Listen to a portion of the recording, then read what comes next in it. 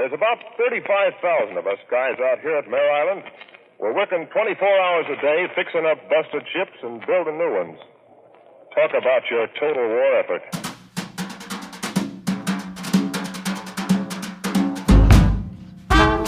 Brother, we got it here at Mare Island.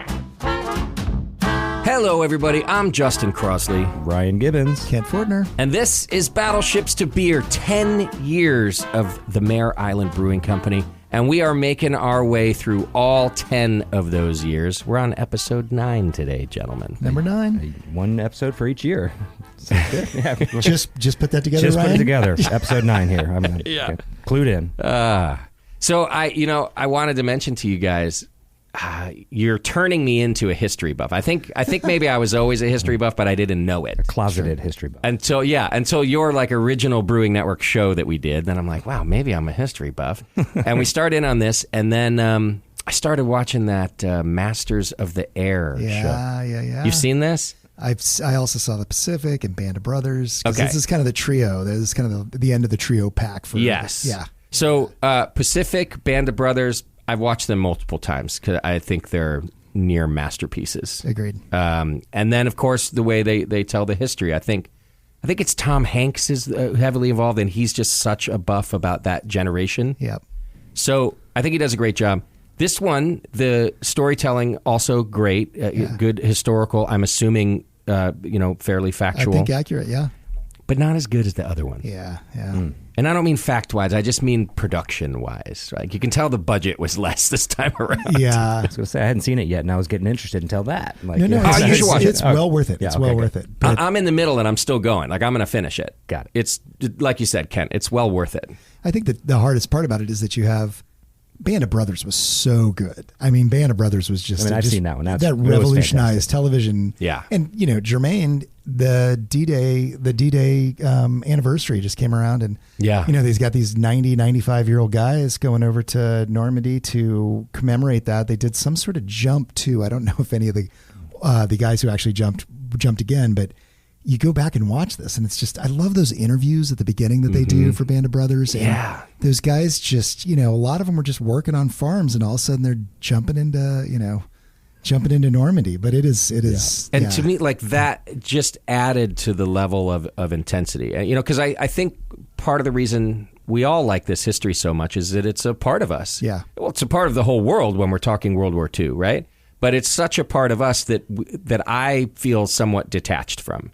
Right, I don't have a great grandfather who told me stories about being in that war. So I love listening to somebody else's great grandfather do it. Right. And those movies and shows, I think, did that very well. And the new one does it also. I think it's visually difficult film to make because it all takes place in these World War II era bombers. Right. I mean, almost the entire show, it takes place up there.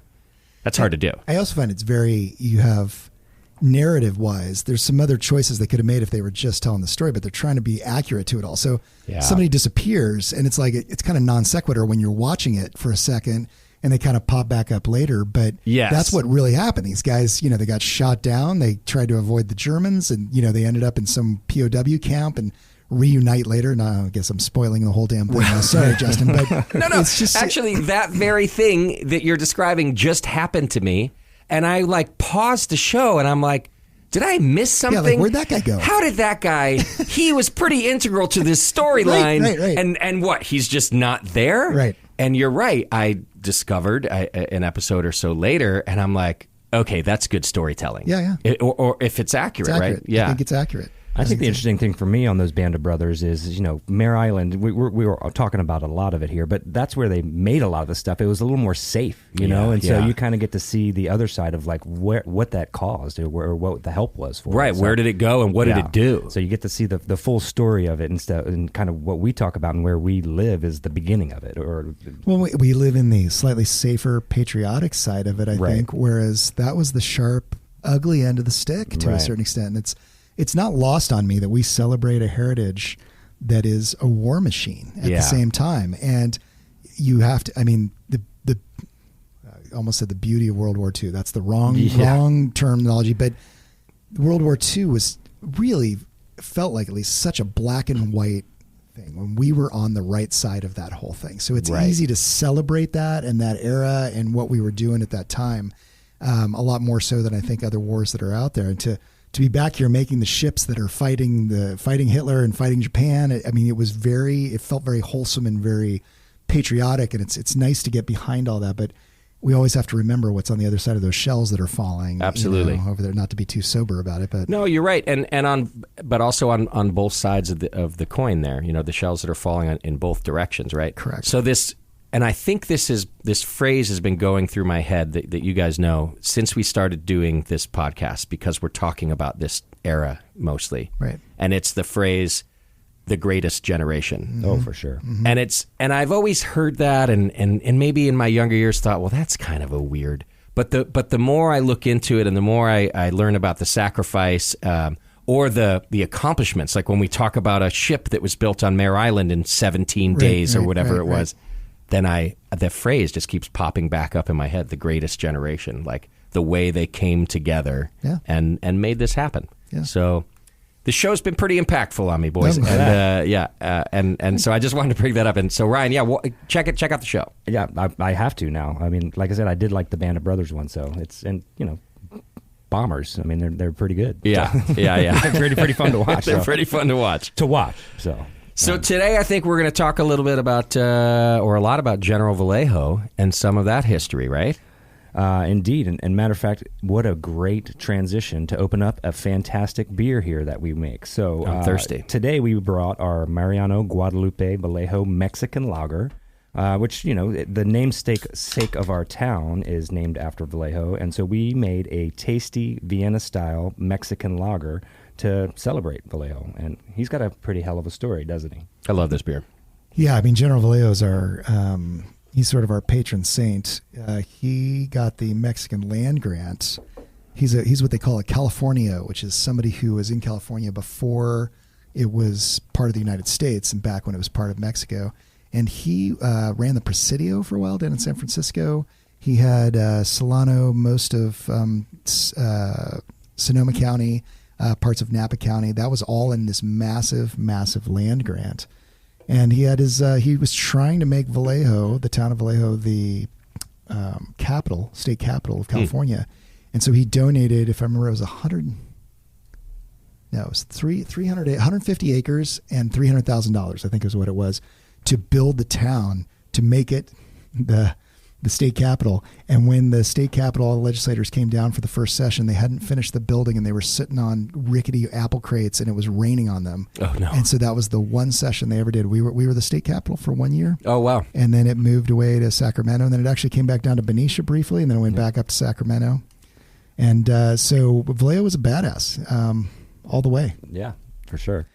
Then the one thing about this Mexican lager that we do is we add flaked corn. So, beer, it all originated over in Europe mostly. And what happened as, I guess, the conquistadors and everybody went out, they brought their beer along with them. But one of the things they couldn't do is make it the same way they made it at home. Different water, different adjuncts around. And so what we add to this one is some nice flaked corn, which is kind of really germane to the Mexican lager style. Nice. Yeah.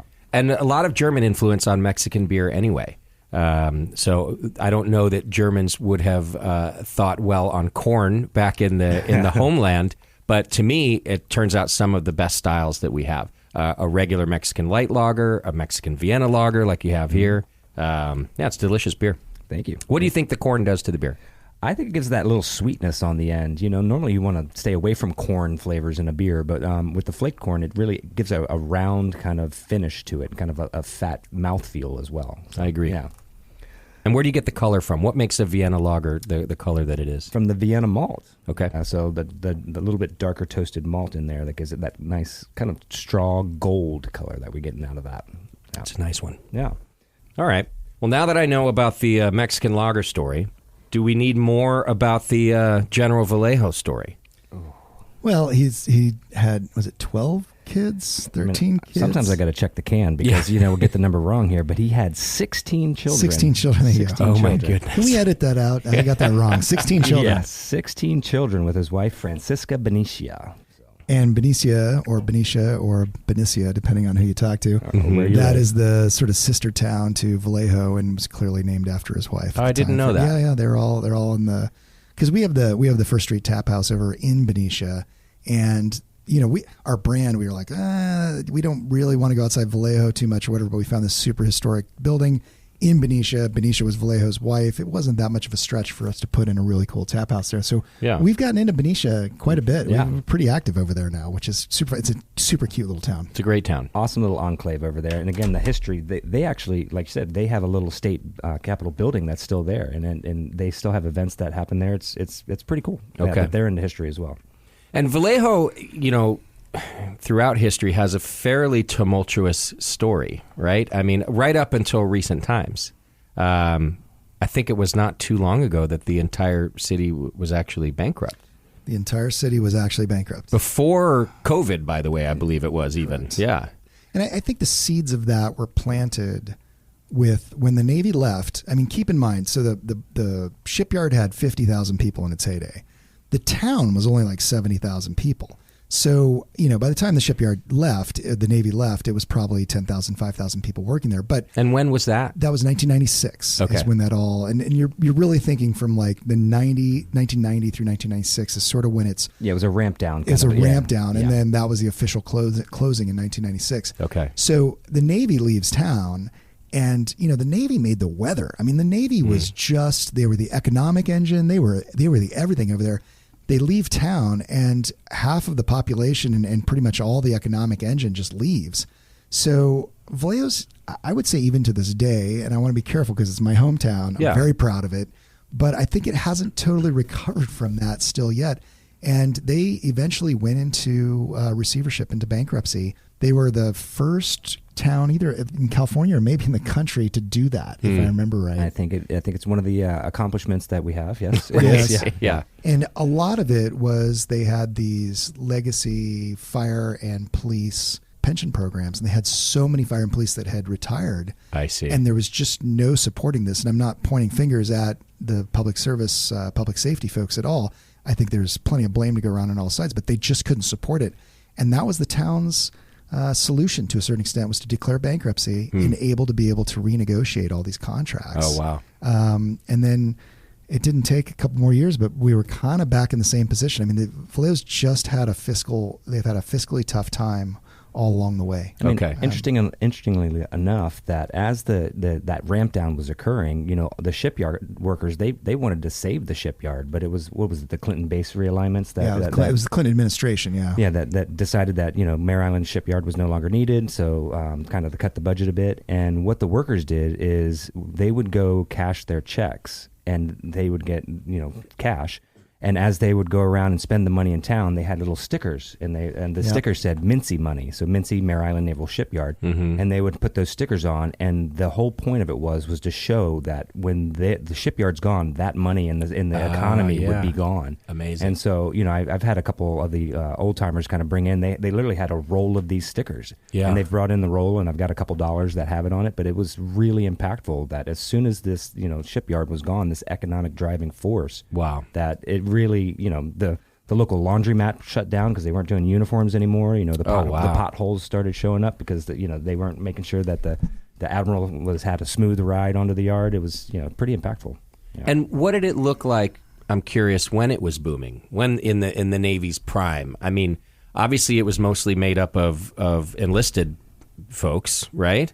But was there a prosperous part of town? Was there a more middle-class part of town? I'm just curious what Vallejo looked like. Well, I mean, there was all of the above. Okay. I mean, if you go back, this is wild to think about, particularly for Ryan and I being winemakers by origin, is Vallejo used to be the place. And Napa was where you sent all of your crazy relatives to go to the state hospital up there, or you grew walnuts. Those were the two things going on up in Napa. I see. And Vallejo was like kind of the end of the train ride, and it was super hopping. And there's a great local historian, Brendan Riley. We've probably talked about him before. Brendan and I we're all good friends, and he's a big fan of the brewery and does a lot of research. He was part of the whole anchor that we found and everything else. Brendan wrote a great book about basically Georgia Street, which is the main street in Vallejo, just being the red light district in there. So there was these you're servicing a naval base. I don't know how else to put it. And they, there was just this whole sort of colorful, let's call it, part of town that's right there. But the amount of wealth, you come to Vallejo, there's amazing homes that are historic, famous architects. Beautiful up on Victorians. this hill. Yeah, beautiful Victorians. And in its heyday, it was really humming on all points.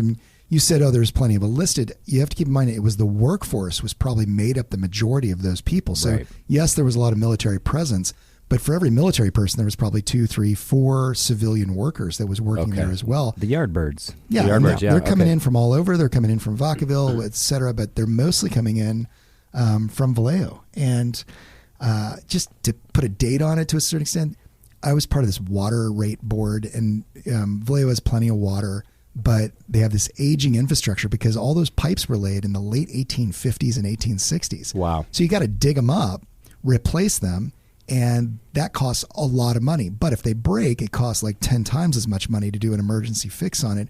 But that's been the struggle of Vallejo. It had this amazing heritage, and then once the Navy pulled out and with all the aging infrastructure, it became a very expensive town to operate, I guess, is the best way to put it. And we're still navigating this. Not we, Ryan and I guess we are too. We're definitely navigating it. Yeah. So it's tricky town. I saw a T-shirt right when I moved to town in 2007 as I was walking down the street, and there was an election. Maybe it was 2006, maybe it was 2008. There was an election going on, and everybody was kind of up in arms about where Vallejo was going. And somebody had a T-shirt that said, Vallejo, parked facing the wrong way. And I had to think about it for a minute. But, when you're driving down the street and there's a car and it's parked, but it's facing the other direction, it's on the wrong side of the street, and you're like, how did that end up there? And that's kind of sums up. You're like trying to figure out what's going on in Vallejo. Right. Actually, that may actually hark back to the where City Hall is located, because City Hall is located. Again, Justin, you've been over there. It has a beautiful waterfront. It's just amazing over there. And what they did was apparently at some point, I think it was in the 60s, they were going to, the 80 was going to go right along the waterfront there. And so they built the City Hall further inland. Oh. And so maybe that might be it as well, is that it was parked the wrong way. Because City Hall is facing inland instead of turned around and facing the waterfront, which is where the beauty is there. California waterfront in general is fascinating to me based on who decided, which area was going to be the wealthy area. Across the bay, Marin is one of the wealthiest zip codes in the nation, really. Right on the water. An incredible waterfront that they share with San Quentin for some odd reason. Right. But then you have Benicia Vallejo, right? Which is a beautiful Carquinez Strait, it's called for you listeners. Yep. But it's not valued the same. It's just not. There's industry across the way in Martinez with refineries and such that make it less valuable. And just somewhere along the line, it just was decided it's not as valuable. And it's always fascinating to me. And it clearly has something to do with the Navy took it over first, right? They said, well, this is going to be our industrial complex until it's not. And now you guys are left to pick up those pieces too. Yeah, and you have this vision of, okay, well, let's move in some like light industrial folks like brewers, wineries even, et cetera, that can take over these old buildings. And that's what we're trying to do. That's what a lot of other people are trying to do. But as I think, Justin, you would know as well as we would, California is a super tricky place. It is. All my friends who don't live in California, they love bagging on California. Just talking about, everybody's leaving there, and they also enjoy visiting though. So. Well, that's the thing. Is they come out and they're like, "Wow, the weather is fantastic. The food's fantastic. You mean I can ski and surf in the same day?" And so there's this kind of like love-hate dichotomy that goes in. But there's no doubt that it is an extremely expensive place to be. And I think part of what's happened is the developers have come to town, and we've seen so many developers come and go in Vallejo already, and Ryan and I haven't even been there that long. Right. And they come in and they're like, "This is waterfront Bay Area property. It's got to be worth a mint."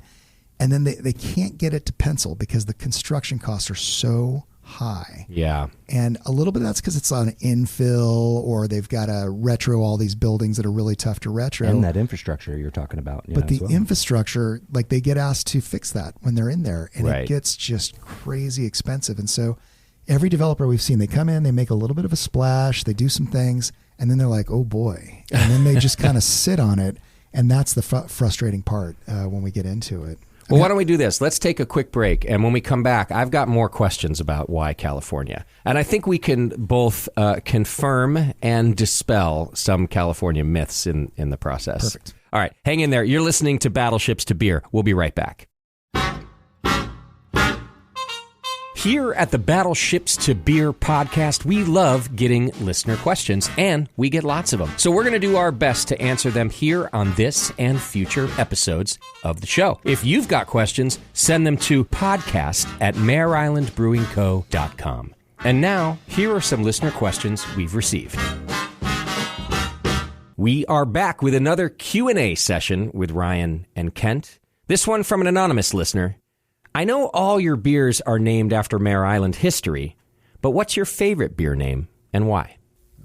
Yeah, Kent, why don't you go first? I got my own, but I'd be interested to hear yours. What do you got? I think, this might surprise you, but I think Six Buckets is my favorite one, just because if you go down to the Mare Island Cemetery, there are 6 Russian sailors, and literally their tombstones say Russian sailor on them, who died fighting a fire in the San Francisco Bay. They were there on a ship, a Russian ship, back when we were friends with the Russians, that was in the bay at Lincoln's request to help kind of squash some of the Civil War things that were going on. San Francisco caught on fire.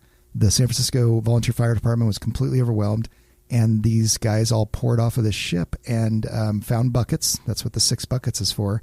And they did a bucket brigade and helped save San Francisco, and 6 of them perished, and they're buried in the Mare Island Cemetery. And I have just always loved that name and the depth of that story, even though nobody has time to hear it other than on a podcast. we and that beer that Kent's talking about, 6 buckets, it's a Russian Imperial Stout that is, I believe, 9.5%, and we're actually bringing it back this fall, so you'll see the 6 buckets out and about. For me, I had to think about this while you were saying it, but I really like Angles and Dangles Blonde Ale. So we've got Angles and Dangles, and for a couple of reasons. One, it's Angles and Dangles is the maneuver that they would put a submarine in when they were doing water trials or sea trials before they would fully commission it. So, you know, where you see those photos of the submarines breaching the surface of the water, you never see, that's not what a submarine's made to do. You shouldn't see a submarine break in the water, but that's the only way they can take a photo of it to show you the submarine. And what they're doing is they're going through a practice called Angles and Dangles, where they go hard lefts, hard rights, deep dives, fast ascents. And we used to have some submariners in, and they loved Angles and Dangles trials because they would have brand new tile on the floor in the submarines. And as it was going down, you could literally surf it, kind of like surf the hallways, kind of like, I don't know, awesome. Tom Cruise in Risky Business or whatever. I just imagine these guys in their sailor outfits. And the second reason why I like this name is because I tell you, how many people cannot read Angles and Dangles when they come up? I'll take the Angels and Dangels or something. So because I just think they want to get a beer so quickly that they're conflating the words there. But right. Angles and Dangles is another one. And then another just one that we haven't done in a long time is the BFH. Oh. Yeah, so there's a Doppelbock we do, Doppelbock Lager, and we aptly name it the BFH, which means the big freaking hammer. And so that, the F, you say it the way you want, but we put it on the label as freaking. Yeah. But that's just where on Mare Island, if they couldn't bend the thing right or they couldn't make it happen, they'd always say, break out the BFH and get it working. So that was a fun name to do. Yeah. Well done. Yeah. All right. If you've got questions, send them in to podcast@mareislandbrewingco.com, and you can find your question answered right here on the show. Welcome back to Battleships to Beer, 10 years of Mare Island Brewing Company. And we're just talking about the uniqueness of California and land in California, too. Ryan, how did the Mare Island land even become what it is today? So, we've already talked about Vallejo went through this bankruptcy. It was 1996, and then all of a sudden they now have this 142-year-old 600-acre property that was a former naval shipyard. I mean, they built nuclear submarines. I can't imagine it was as clean as we'd like to think it was. Right. The funny thing about sometimes the government is they enforce all the rules on us, but they don't necessarily follow them themselves. And so, sure. They left this property. And, I remember when I opened up the tap room, I got asked so many times about, like, what's going on the island? I can't believe nothing's going on. And one of the things that was just always brought up was the developer that ended up getting the island to develop, they bought it from Vallejo for $1. Wow. And, basically that's just the paperwork to get it across. And it was purchased and whatnot. But the thing that nobody understood is they put like $180 million into the cleanup and working on the infrastructure. And we're already talking about, like, Vallejo couldn't even pay their pensions. And so what was Vallejo going to do to make sure that this was a viable island? They couldn't clean it up. They couldn't clean it up. They couldn't fix the buildings, yet the Historical Society had come through and they had called, 400 buildings were historic pieces of, of artifacts. And so, the one thing I think that the initial developer did was they saved Vallejo from this issue and actually made it into a viable place. It was Lennar Homes that came in, and they're a Fortune 500 company. Their main bread and butter is building houses, and of course they come in and they see this 600-acre property right on the waterfront and think this is a great place for a neighborhood. And they did a really great job in getting some neighborhood on there. But at the same time, what I think they really excelled at was making sure these were viable businesses that could move in. I mean, chime in if you have. I'll tell you a story, and I always hesitate to talk about environmental cleanup on Mare Island because we do make beer there, but so I'll follow that up when I get done. But I remember hearing this story. There was, they'd transferred this over to the developer. There's still some state lands, there's still some Navy lands, there's still some city streets that belong to the city, and they found a gas tank underground underneath a road. So the road was owned by the city. And the plume of the gas tank, this gas tank was an old gas tank, had leaked into state lands and Navy lands and into the developer's private lands. So now you're like, well, who's paying for this cleanup of this thing? So they finally figure all this out. It takes them years, kind of works its way through, maybe not the courts, but arbitration to figure this out. They dig up this giant gas tank. There's guys in like Tyvek suits down there. Yeah. And they finally get this thing out of there. And then the way I've heard the story is this guy's leaning on his shovel at the bottom of the whole thing, and clink, he hears another piece of metal, and they discover a second gas tank under the first gas tank. And now they don't know where that came from and where it went to. So, I mean, this is incredibly complicated cleanup. And yeah, the city of Vallejo has no business doing this work. None. And that's what they bought for $1, the developer. I mean, it's kind of like, they bought a headache. Yeah, they bought a headache. Yeah. And, they worked on that for years and years and years. And to the developer's credit, everybody's like, where's our buildings? Where's our businesses? Where's our whatever? And they're like, we're cleaning up gas tanks. Like, that's what we're working on. Now, I just want to make sure I make it clear to everybody. When I bought my house on Mare Island, it got signed off on by 16 regulatory bodies. And I called, this is the most regulated area ever. And they want to make sure everything is clean all the way to today's standards, like the last second standards. And I called an environmental guy I knew from college, and he was in New York. And I was talking to him like, I'm going to move my family into this house. Like, what do should I be worried about this and everything? And he's like, where do you live now? And I'm like, Napa. He's like, when was your house built? And I'm like, 1950. He's like, we got lead-based paint in your current house, and you've got chemicals from the vineyards wafting over your house on a daily basis. And you don't think of Napa as a dirty place or anything like that. And I was worried about Vallejo. He's like, and you've got these sign-offs from the EPA and the DTSC and all these different things.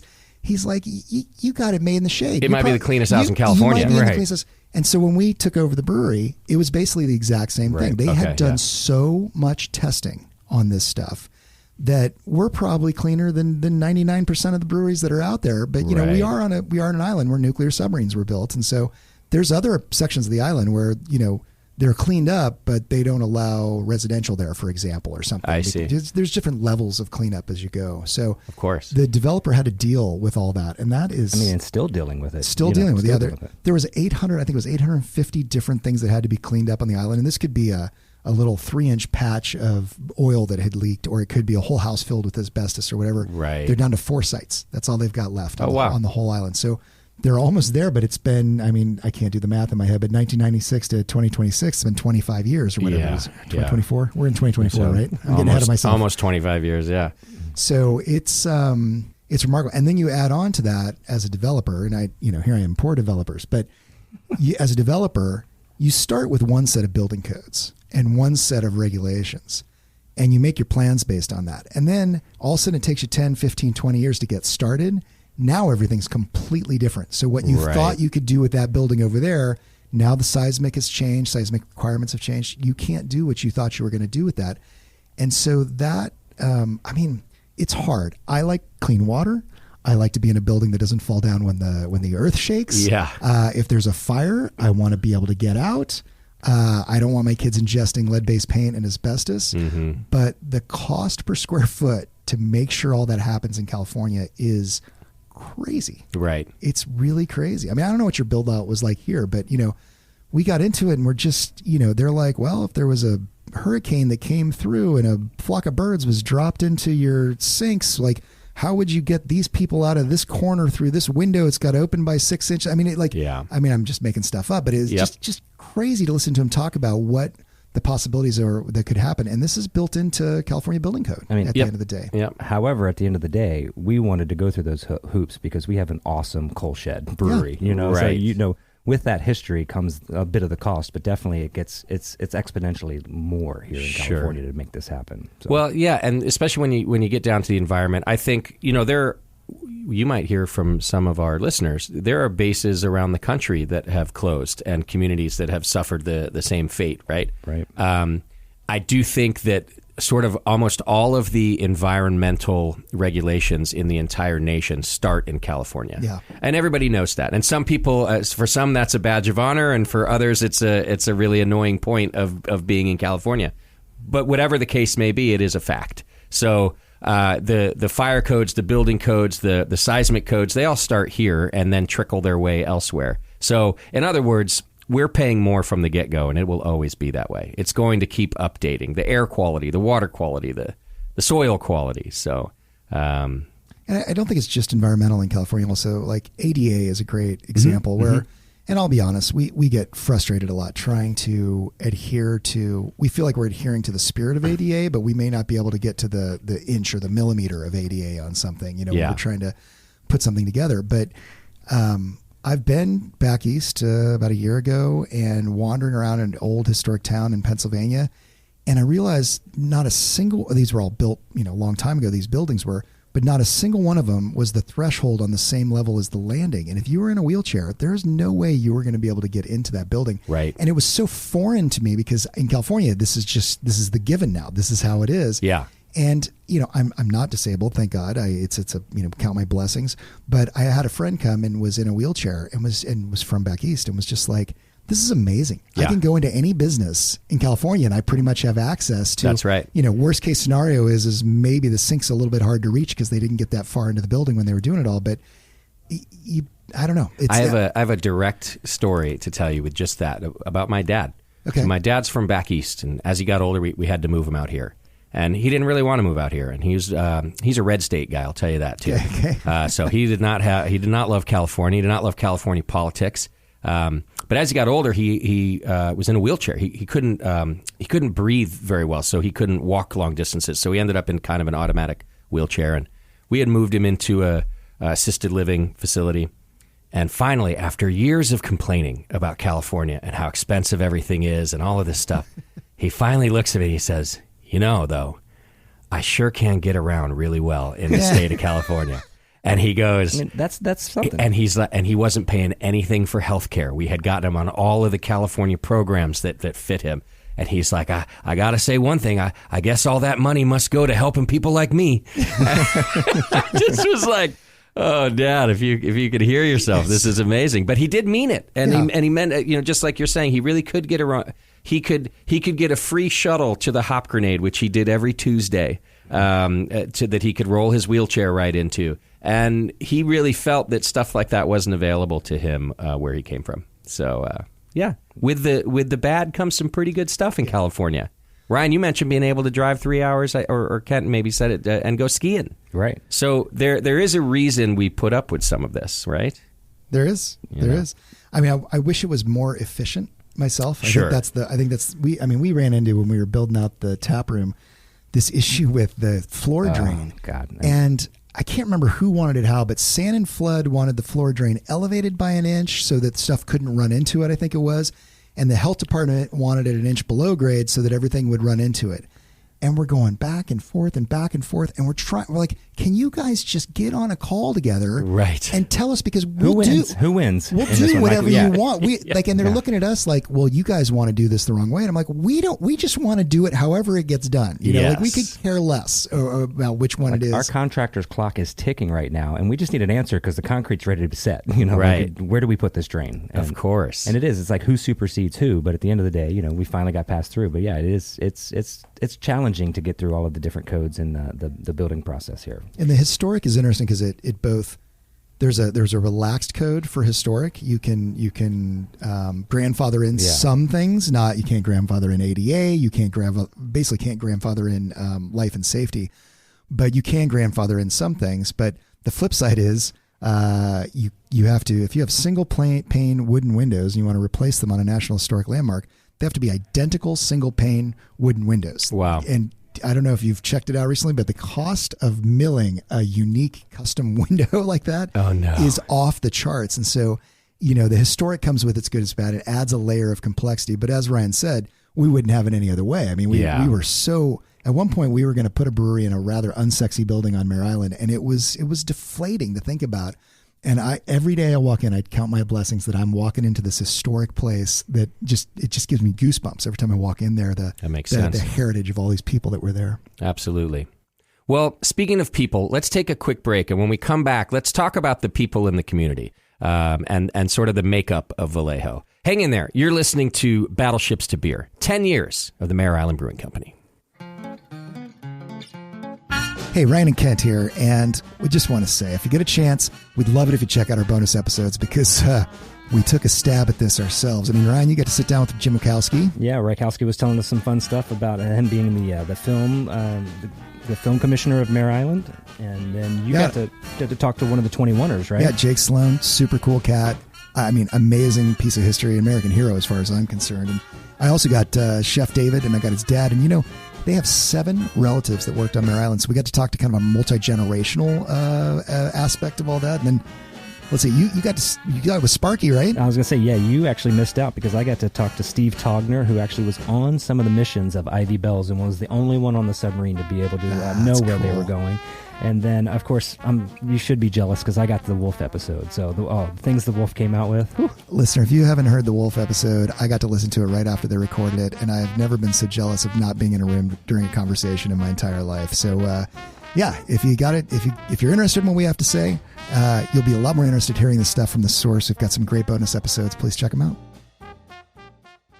Welcome back to Battleships to Beer. We are talking about Vallejo. And I wanted to talk a little bit more about the makeup of Vallejo, the community now. Of course, we've talked about it being a former military base, but what does it look like now? One of the coolest aspects of Vallejo is it's so diverse. We have another thing that's great is it's centrally located in the Bay Area. I mean, I remember living in Napa, and it would take almost an hour to get to the Oakland airport, and you don't realize we're 30 minutes from everywhere in Vallejo, and that's kind of it's a gift and a curse, because it's a pass-through town, but once you're there, you can see how easy it is to get around. But the community, and when the shipyard was up and coming, I mean, everybody moved there to live there. So you have so many different cultures in the area. I mean, we've got a great African-American community. We've got the Filipino community. We've got obviously the white community that was there, and Hispanic communities super strong. And so that actually helps bring the vibe and the color of the city around, and that we and the city enjoy to celebrate with that. We have the Filipino festival, the Pista Senayan that was there, and one of the things that always just irks me about this is that Vallejo has its dark sides too, a little bit, Sure. But the one thing is that every community does. Absolutely. But for some reason, that the stories that come out of Vallejo are always the negative ones that get the press. But we've lived there. I've lived there for 10 years. You've lived there for 15 years now. And honestly, there's so many great stories that just get bottled up there. And that's kind of where we're trying to be that conduit out and have people come in and see, Vallejo is actually a really, really awesome community to be a part of. Yeah. We have things like the crazies. We have crazies as well. We do. And crazies meaning in a good way. We have what is that at Christmas? The Mad Hatter Parade. Yep. And if you haven't been to the Mad Hatter Parade around Christmas time, it is. What would you say? It's like Burning Man meets Charles Dickens. It's great in a snowy Alice scene. in Wonderland. An Alice in Wonderland piece. It's this parade that celebrates. It's steampunk. You've got the local artists. It's just a full cultural experience. That sounds great. That Vallejo has, and we've got a local outfit called Obtainium Works. Got to obtain your materials. Yeah, you obtain them, and how you get them, not necessarily sure. But the things that they put together and create in this artistic way is just, it's something that is needs to be celebrated. And you don't see that in a lot of communities. And, so.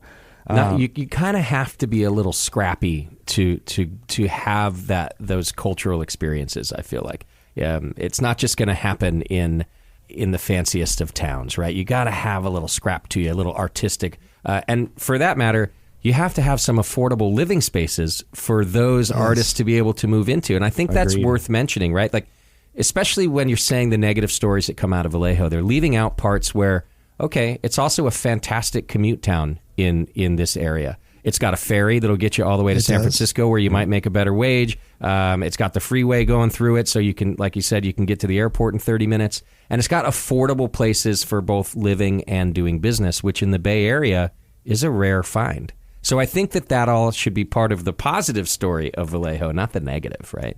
And I think what some of the things Ryan's been talking about, Obtainium Works and the Mad Hatter Parade, and I always love talking about the Flaming Lotus Girls, Mills. Like Mills, for example, she does. I don't know how to describe this other than very large public installation fire sculptures. I don't know how else to describe it. Yeah, and her art, similar to Obtainium Works, similar to steampunk, you almost have to experience it because it's so hard to describe, because they've come up with something that is a unique set of raw materials being manipulated in a certain way and displayed in a certain way, with there's almost an ethos to each and every one of these movements, and they're strong in Vallejo. And so I remember somebody was trying to describe Mad Hatter to me, and I didn't really know what it was. And then I went to it and I'm like, oh, okay. But it's like being on Mars. Like, you can try to tell somebody about it, but until they've been there, you can't really, get there. And it's a fascinating bunch of people that are behind all this, and they believe in it. And I think there are parts of San Francisco like this way back, but it's gotten too expensive for somebody to live there and make flaming art. And that's what they do. I mean, that gets really tough. Absolutely. Well, I'm ready to move to Vallejo now, guys. I think now that we've, Well, so, tying this in a little bit for us is we've said this before, but drinking locally is not just a meme out there. I think when you look at the environmental impact of shipping beer, when you look at the economics of shipping beer, when you look at how good beer can be made locally, when you look at Pilsners and you look at Guinness coming out of Dublin, beer has always been a local thing. And so, big part of our branding we've talked about in our plan is to be as involved in the community as we can be. And Vallejo's really well because it's so diverse that you can celebrate what you have in common. You can celebrate also all your distinctness. There's a lot of arguments that come with that as well, or what have you. And we have tried to kind of slot in there. Now, I don't know how you feel about it, Ryan, but I mean, I've been there 15 years and I still feel like an outsider. I mean, interesting. For sure. I mean, again, it goes back to the story when we were opening up as who's this Kansas guy and Maryland guy telling our story. Right. And it wasn't until both of my sons were born in the Kaiser Vallejo where it's like, okay, I got seeds here now. Okay, there we go. Besides just the brewing company here, we belong. But, we're also trying, like Kent said, we're trying to give back. We're trying to be on different boards and trying to, as Kent said, he was on the water board, and you also, the president of the Mare Island Parks Historic Park Foundation. I was at one point the chair of Visit Vallejo. All of it was we're just, through the stories of our beer. Of course, we're trying to celebrate that, but we're also trying to do it internally and trying to get people into the town and try to, there's only so much these shoulders can build up a town, but we're trying our best in doing that, and so. And there are other great businesses that are doing the same, that they don't get their due as much because they don't necessarily have a beer out into another community or whatnot. Right. But they are, they've been around. I mean, Napoli's Pizza is a great example of that. And they've been making pizza since 1969. And they literally are the cornerstone pizza place in Vallejo. And we were absolutely blessed when he called us, found out we were opening a brewery, and he interviewed us. He did. Right? I mean, it was a weird experience at first for us because he wanted to sit down and find out who we were. Interesting. Because they're that involved in the community. And for me, when we finally got our beer on tap, it was like, I don't know, it was like the old school, like the James Brown was welcoming in the new kids on the block, and we made it like a super band. So there is just a lot of pride in the community that just does not get its due as much as it should.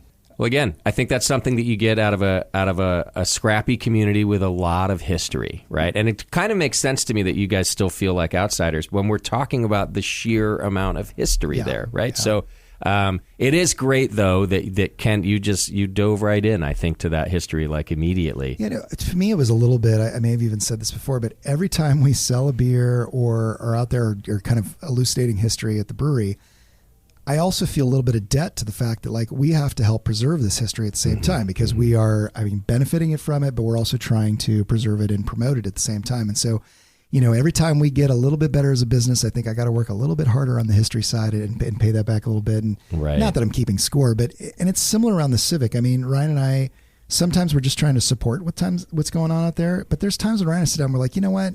We need to get involved in this because it's still doing things the way they were done in 1950. And it's time to modernize this thing or whatever. And so we jump in, maybe make a few enemies in the process, but we'll jump in on it. And I think generally we've left things better than when we found them when we get in there on that stuff. But other times we're just trying to support and see what happens. And it's a tricky community, but it's, my gosh, it goes so deep. It just goes so deep. I mean, one of the difficulties when we started was everybody was, of course, super excited. We were really, really thankful for that. But everybody also, they wanted our beer instantly for donations. Sure. Everybody's like, oh, we have this event going on. We have this event going on. And it was really hard to kind of really parse out who to support because, all of them had really great mission statements and whatnot, but we literally had to whittle it down and say, all right, these are our specific philanthropic causes right now, because we were still just trying to get a small little tap room up and running. Now, thankfully, we've been able to expand that a bit and be more involved, and actually people are, really thankful for what we've been able to do. But yeah, it's just, it's the down dog city in the Bay Area that it's always good to to support a champion, but I feel like we're the underdog, and right. and I think that there's I think I've said it before. Mare Island is the reason why Vallejo was so great. Yeah, it's the reason why when it closed down, the reason why Vallejo is kind of seen as what it is. And I personally feel that Mare Island can be the phoenix that rises and comes back and brings pride back into the area to all of the community that lives there. I love that. I think there's a tale to be told of our chef, David Starr. I mean, that's a great example. Yeah, David is, first of all, great guy. David, thank you for all you do for the food, for the Mare Island Brewing Company. But, you knew him for long before he... Yeah, Chef Dave used to come in and he was just a customer. You know, he'd sit at the bar and, he'd have a couple beers, and one of the, I cut my teeth in the Napa restaurant industry, and so after talking to him for a while, he worked at a bunch of different places in Napa, and we knew the same people, so we bonded across the bar. And I remember one time he was sitting there, and he said, "Man," he's like, "I've been always trying to figure out how to bring my talents back to my hometown because he's like, I'm fourth generation here in Vallejo." He said, "But I've always had to seek elsewhere to go find and to be able to make money in the culinary arts." And at the time, he was the executive sous chef at Charlie Palmer up at Archer. Okay, yeah. Very prestigious. When they opened up. But I mean, he did 2 tours through Bricks up in Napa. He was the executive chef at a restaurant down in Santana Row. And, finally, it was one of the times we were just about to lose a chef. And I ran across him again. I said, why don't you give us a shot? Why don't you come back and make your mark on your town? And he's been with us now 5 years. Oh, wow. He made his mark. And I'll be quite honest with you, he's the reason why we opened up another restaurant, because it was the Ferry Tap Room's really great pub fare. It's really great food, what he's been able to do there. But he has so much talent that we couldn't package it into just a simple tap room. Sure. So, I mean, again, if you're a foodie and you want to get some good food bites from Chef David, our Benicia Tap House is really where I let him. I said, let's just elevate you there. You can have great experience in food there. Yeah. His dad worked on the island, and then it was another uncle, I think, and a grandfather. I don't remember exactly, but he has multiple generations. And Dave calls me up one day and says, "Hey, Kent, I got a really wacky question for you." And I'm like, "Okay, what's that?" And he's like, "Well, my dad worked in this building. It's now what's called the Factory OS building, and it's this it'll give you vertigo when you go in. It's a giant blue building.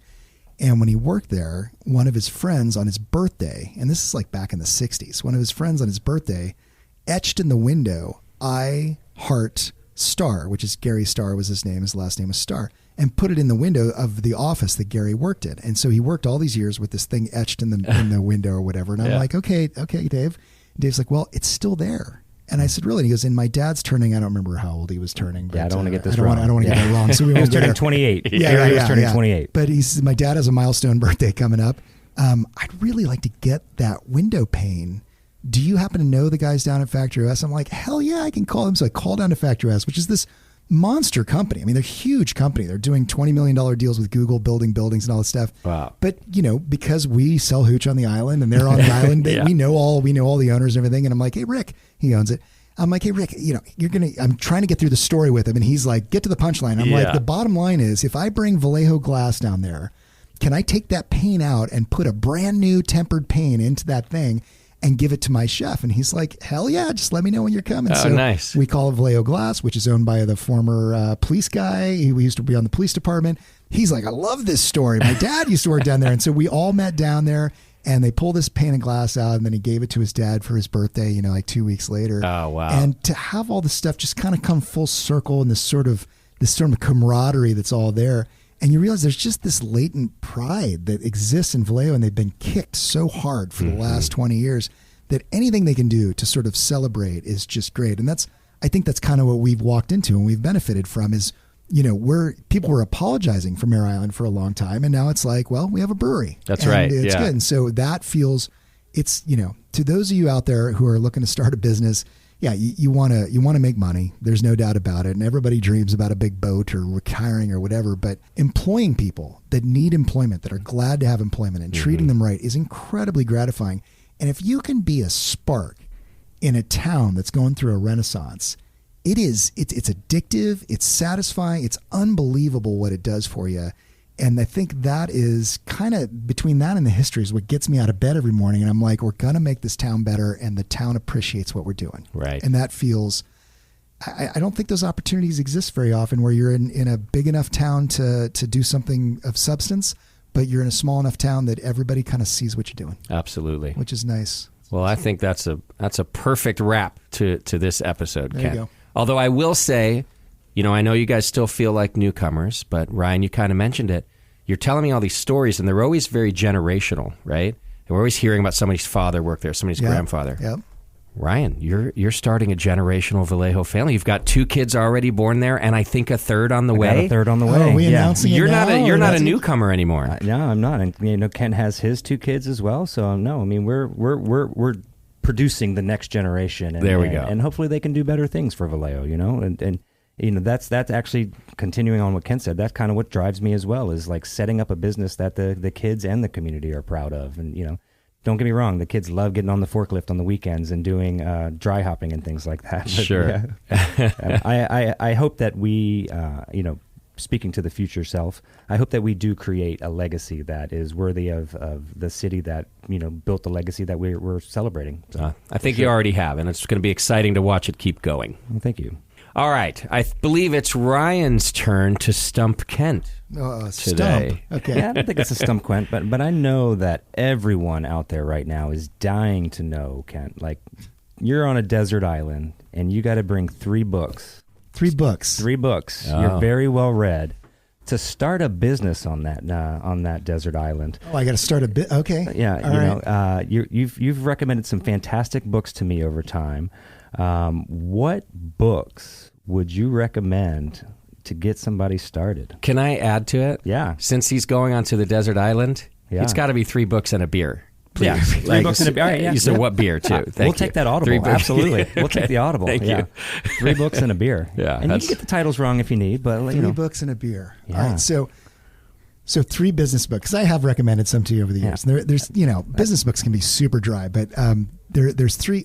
One that is a little bit dry is the E-Myth. If you've ever, the entrepreneurial myth, if you've ever started a business or you're going to start a business, you really got to read this book.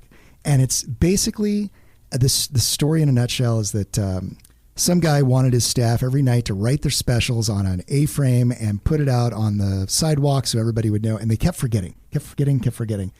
But he had the same specials on Monday every week, different special on Tuesday, but it was the same each Monday, same each Tuesday. Way before Vistaprint. So basically the E-Myth is, you go get something that says what that special is, and it just sits over the top of that thing.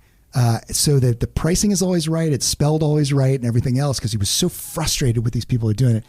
And he tells this whole story about how entrepreneurs are really not different. They figure out just better systems for new things. So the E-Myth is something I'd highly recommend people read. Okay. Second one, super enjoyable, Shoe Dog. Have you ever heard of Shoe Dog? No. It's the Phil Knight story from Nike. Okay. And it is wild how he put Nike together and where it went and how fast it went. I mean, this is one of the most successful businessmen that you could ever consider out there. Yeah. And the last one, a more modern one, and I don't know if you ended up reading this or not, but it was Going Infinite. It's one of Michael Lewis's books, who wrote The Big Short and The Blind Side. He's got dozens of titles. And it's about SBF, Sam Bankman-Fried, and the implosion of his FTX. Interesting. And he had a front row seat to this whole thing, and it is so well written. And every time Ryan and I have something go on our island, on Mare Island, that's a little screwed up, I remember back to that book and how absolutely nutso they were doing on that book. So those are my three. If you, how'd I do? I think you did great. I think you did fantastic. All right, and we need one beer. Is that what we need? Yeah, one beer. What's your desert island beer? How hot is this island? I guess this is the question. 87. Hotter than Mare Island. I've mentioned it a few times, but I think I'd have to take a Guinness with me, because I think I'd be taking all that history with me that I just absolutely adore, and that sort of tradition and everything. So I could just be reminded that I'm not alone out there, that I'm somehow this part of this heritage that's going back to the 16, I don't know what the year is that Guinness got started, but I know that sounds a little commercial, but I think I also like, whenever I get a Guinness poured, I like to draw a little happy face on the top of it with my fingers and the head on it. So give you a little joy. Yeah. You have recommended quite a few books and actually other podcasts that, again, if you're starting a business, find somebody 10 years older than you that has more experience and can help enlighten you. So, Kent, business partner, friend, he's been absolutely a mentor as well. And the one book that I could tell you, and even though you didn't ask, that I think has been most impactful for me was that one book, A Great Good Place. Oh, yeah, of course. A Great Good Place. I mean, the premise of that is if you build a good place in a community, it will create its own greatness through doing right for that community. And I reference it all the time in thinking about who we are and what we are as Mare Island Brewing Company, because we're trying to make a great good place out of Vallejo and what we're doing. Yeah. So anyway, great answers. I think that the more that you can dive deeper into your business and how other people do it, so that you can do it either better or just not worse, is going to make it impactful. So great answer. Guinness. I'm not surprised on that one, but I get it. It's a good one. Yeah. All right. Good job today, gentlemen. Folks at home, thanks for tuning in. And listen, hit the subscribe button on whatever podcast you use. Don't just go find us every time. It makes it difficult. If you hit the like and subscribe button, depending on which one you're using, then every new episode and bonus episode that we do just automatically appears in your feed. So it makes your life easier. Do that for us and yourselves, and you'll get to hear everything we do right here on Battleships to Beer. 10 years of the Mare Island Brewing Company. We'll see you next time.